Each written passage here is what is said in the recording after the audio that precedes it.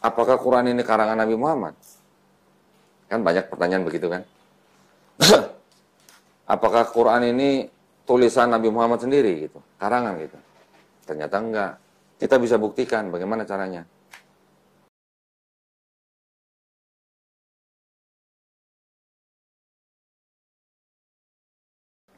Kita tahu lah ya, ilmu pengetahuan tahu ya. Ya kan? Di dalam Quran, ini kalau tradisi di dalam Islam kan, Quran itu adalah wahyu yang diturunkan Allah Subhanahu wa taala kepada Nabi Muhammad SAW melalui malaikat Jibril alaihissalam, ya. Setelah diturunkan, di dalam Quran itu banyak ayat-ayat yang berhubungan dengan ilmu pengetahuan, Mas. Ya, contoh.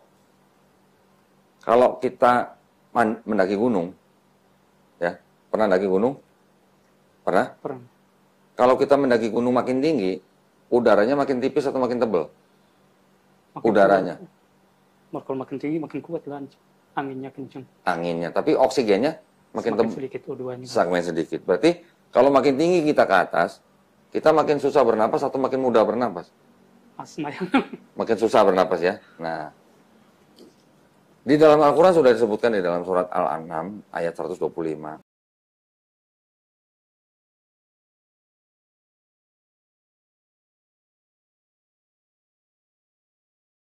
Jika Allah mengendaki seseorang mendapatkan sebuah hidayah, Allah akan menjadikan dadanya lapang untuk menerima Islam.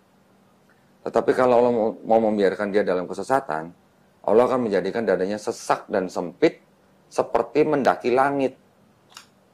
Bayangin Mas, ini ayat turun di abad ke-7 ya. Sekarang kita abad ke-berapa nih? 21 kan? 21. Abad ke-7 sudah dikatakan bahwa kalau kita mendaki langit, dada kita akan sesak dan sempit. Kira-kira siapa yang ngajarin Nabi Muhammad? Kalau mendaki langit itu, dada kita akan sesak dan sempit gitu. Siapa yang ngajarin kira-kira? Padahal ilmuwan itu baru tahu di abad ke-17. Beda 1000 tahun tuh. Baru tahu bahwa makin tinggi kita ke atas, udara makin sempit, kita makin nggak bisa bernapas. Yang tahu namanya Pascal. Di tahun 1648. Jadi mungkin nggak itu karangan Nabi Muhammad SAW? Apakah Nabi pernah terbang, istilahnya naik gunung yang tingginya ribuan meter gitu sampai dadanya sempit? Sepertinya saya belum pernah baca gitu. Artinya di dalam ayat itu nggak mungkin karangan manusia pada zaman itu gitu. Karena pada zaman itu orang tidak ada yang mendaki langit sampai ribuan meter gitu. Kok baru ketawanya sekarang gitu? Pernah dengar Big Bang Mas? Pernah dengar? Teori penciptaan alam semesta. Di dalam Quran udah disebutin Mas. Pada mulanya kami menciptakan langit dan bumi bersatu, kemudian kita pisahkan.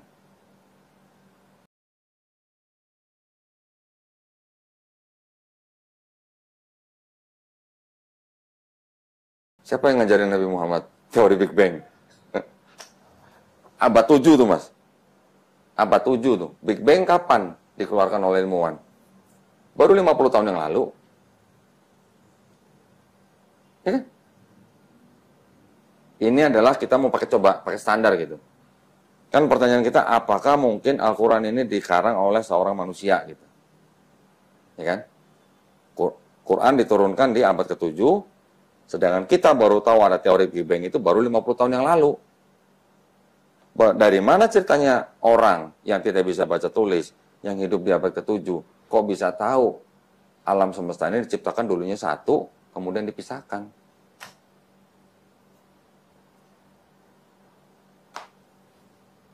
Nggak mungkin itu kan karangan manusia zaman itu. Sedangkan kita tahunya aja baru 50 tahun yang lalu gitu. Mas Apri tahu gunung kan? Gunung itu kan yang kita bisa ngeliat gunung kan ada yang naik begini kan. Ternyata gunung itu di Quran disebut apa? Pasak.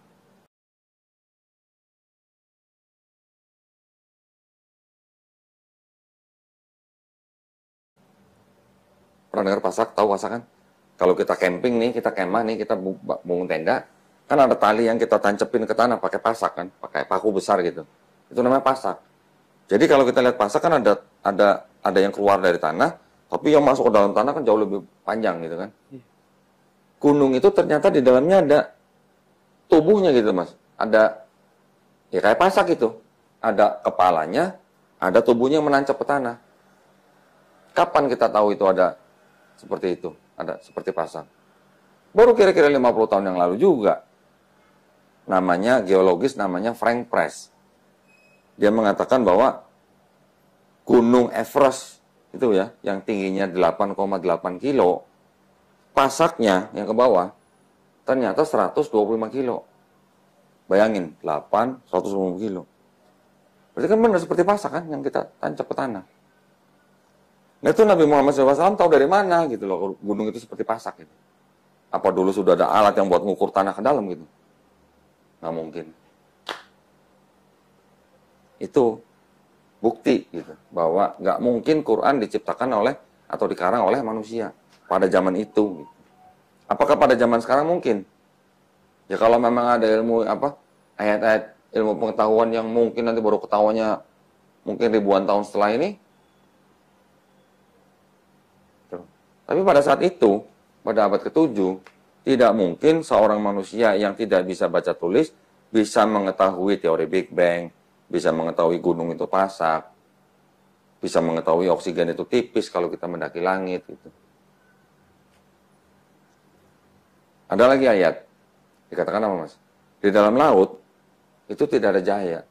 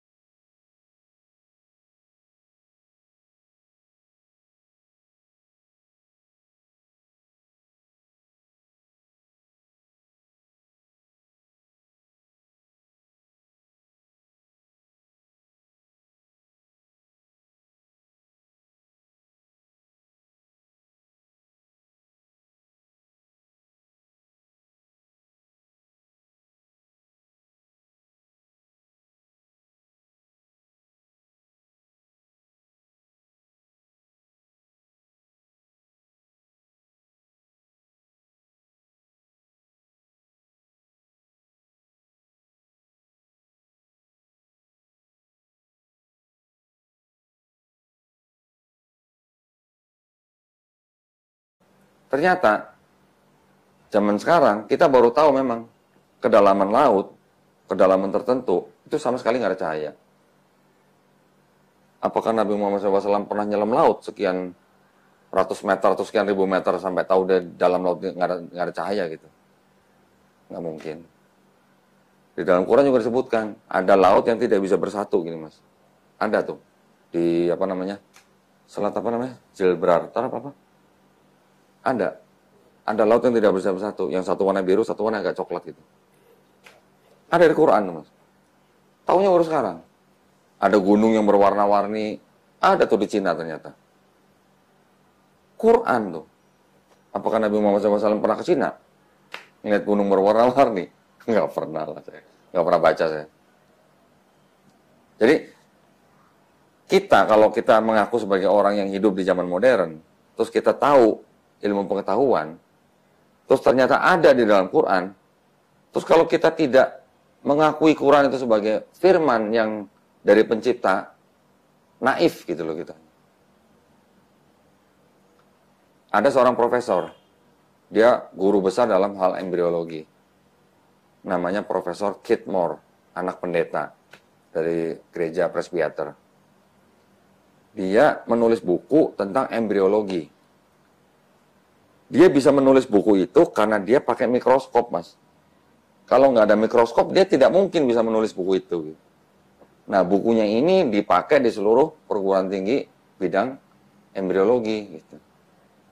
Dia menulis teori di bukunya bahwa embrio itu berumur sekian, prosesnya begini, gitu lah. Akhirnya pada suatu ketika dia diberitahu dan dia diundang oleh pemerintah Arab Saudi untuk menjelaskan bukunya dia. Ternyata di Arab Saudi dia baru mengetahui bahwa di dalam Quran sudah disebutkan. Kami ciptakan manusia dari tanah. Kemudian kami bentuk menjadi daging. Terus kemudian berubah menjadi tulang. Kami bungkus lagi dengan daging. Setelah begitu dia berbentuk seperti alaqah. Bentuk yang seperti lintah gitu. Ternyata bentuk lintah yang dimaksud oleh Quran sama dengan bentuk embrio yang ada di dalam bukunya Profesor Keith Moore. Sampai akhirnya Profesor Keith Moore bikin konferensi pers di Arab Saudi, dia mengatakan bahwa tidak mungkin Al-Quran ini karangan Nabi Muhammad. Ini pasti berasal dari Sang Pencipta. Karena Nabi Muhammad belum punya mikroskop. Masuk ya? Bisa dipahamin ya? Coba. Nanti ayat-ayatnya kalau mau bisa saya kasih semua. Jadi tidak mungkin Nabi Muhammad yang mengarang gitu. Karena dia nggak pakai mikroskop, dia tidak bisa baca tulis, dia tidak pernah kemana-mana, nggak pernah mendaki langit, nggak pernah nyelam ke laut, nggak pernah ke seluruh dunia gitu. Kok bisa ditulis gitu dalam buku itu, dalam Quran gitu.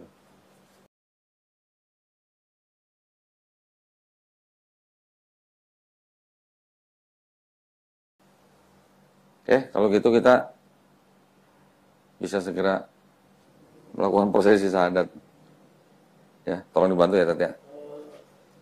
Sudah dengan relasi Ya, pada hari ini. sudah. Ada yang mengiming-imingi atau memaksa? Enggak, kalau ini sukarela nih, enggak ada. Sukarela. Kemauan sendiri ya? Mohon sendiri. Alhamdulillah. Bismillah ya, kita akan melakukan prosesi pensyahadatan saudara Apri ya. Oh ya, boleh pinjam KTP-nya. Nanti untuk dibuatin sertifikat. Langsung kan sertifikatnya. Udah pada pulang, nanti gampang nanti dikirim bisa.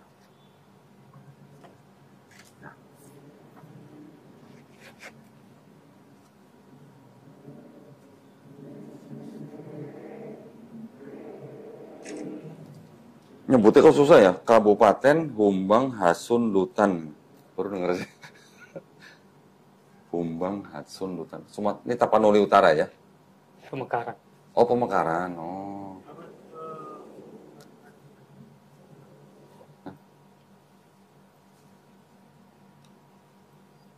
Paduman volume. Kabupaten Humbang Hasun Lutan, Sumatera Utara. Baik. Ya, kita mulai ya. Bismillah. Di hadapan saya sekarang ada Saudara Mukhtar Pandiangan dengan panggilan Apri ya. Oke. Menyatakan keinginannya untuk memeluk agama Islam. Ya. Sebelumnya Mas Apri ini beragama Kristen ya, betul ya? Kristen ya. Nah, alhamdulillah tadi sudah kita sharing-sharing ya. Alhamdulillah Mas Apri sekarang menyatakan diri untuk memeluk agama Islam dengan kemauan sendiri ya, betul? Ya, Mas. Tidak ada paksaan ya? Enggak ada. Oke. Tadi saya berpesan kalau nanti Mas Apri sudah bersyahadat, kalau sebelumnya sayang dan hormat sama orang tua, harus lebih sayang dan hormat ya nanti ya kalau udah jadi muslim ya. Baik kalau gitu, Nah, Mas Apri kutip kata-kata saya dalam bahasa Arab, juga nanti dalam terjemahannya. Ya, kita berjabat tangan.